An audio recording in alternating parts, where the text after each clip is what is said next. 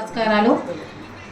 BC సంక్షేమ సంఘం ఇక్కడ నిర్వహిస్తున్నటువంటి మేకపోతుల నరేంద్ర గారి ఆధ్వర్యంలో బీసీ సంక్షేమ సంఘం 42 రిజర్వేషన్ గురించి ఇక్కడ మనం సభ ముందుగా ఇక్కడ నిర్వహించుకోవడం అనేది జరుగుతుంది. అంటే బీసీలకు 42% ఇచ్చినట్టే ఇచ్చి ఏంది ఇది అసలు బీసీలకు 60 మన బీసీలు 60% ఉన్నారు, అయినా మనకి ఇప్పటి వరకు న్యాయం జరగడం లేదు.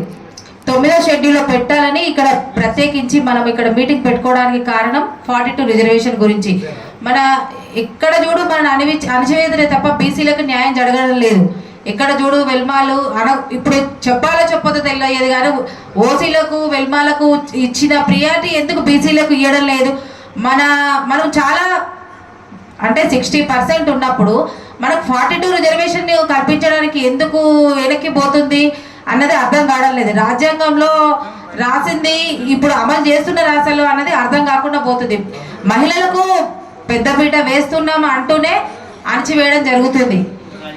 ఇప్పుడు స్థానిక ఎన్నికల్లో కూడా మహిళలకు కల్పించాలని అనుకుంటారు, కానీ ఎక్కడ కల్పిస్తారు, ఎక్కడ కల్పించడం లేదు. దయచేసి కాంగ్రెస్ పార్టీ ఇచ్చింది, కానీ అక్కడ రాహుల్ గాంధీ కూడా సమావేశపరిచి ఖచ్చితంగా 42 రిజర్వేషన్ ఎన్నికల లోపే తేవాలనే ప్రయత్నం చేయాలి ఖచ్చితంగా. ఇక్కడ ఉన్నటువంటి ప్రతి ఒక్కరికి ధన్యవాదాలు.